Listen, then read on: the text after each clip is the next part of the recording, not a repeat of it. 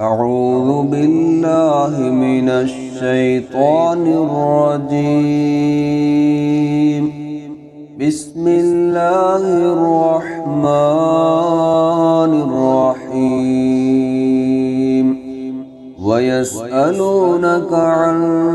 ذي القرنين قل سأتلو عليكم منه ذكرا إنا مكنا له في الأرض وآتيناه من كل شيء سببا فأتبع سببا حتى إذا بلغ مغرب الشمس وجدها تغرب في عين حمئة ووجد عندها قوما قلنا يا ذا القرنين إما أن تعذب وإما أن تتخذ فيهم حسنا قال أما من ظلم فسوف نعذبه ثم يرد إلى ربه فيعذبه عذابا نكرا وأما من آمن وعمل صالحا فله جزاء الحسنى وسنقول له من أمرنا يسرا ثم أتبع سببا حتى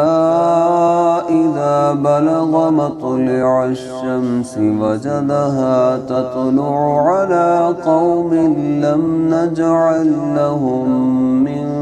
دونها سترا كذلك وقد أحطنا بما لديه خبرا ثم أتبع سببا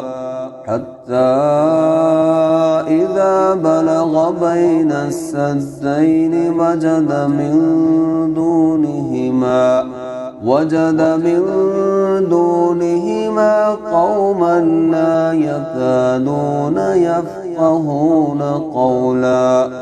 قالوا يا ذا القرنين إن يأجوج ومأجوج مفسدون في الأرض فهل نجعل لك خرجا على أن تجعل بيننا وبينهم سدا قال ما مكني فيه ربي خير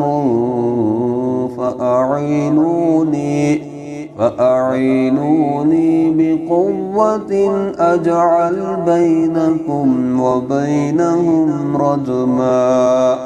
آتوني زبر الحديد حتى إذا ساوى بين الصدفين قال انفخوا حتى إذا جعله نارا قال آتوني أفرغ عليه قطرا فما استطاعوا أن يظهروه وما استطاعوا له نقبا قال هذا رحمة من ربي فإذا جاء وعد ربي جعله دكا وكان وعد ربي حقا وتركنا بعضهم يومئذ يموج في بعض ونفخ في الصور فجمعناهم جمعا وعرضنا جهنم يومئذ للكافرين عرضا الذين كانت أعينهم في غطاء عن ذكري وكانوا لا يستطيعون سمعا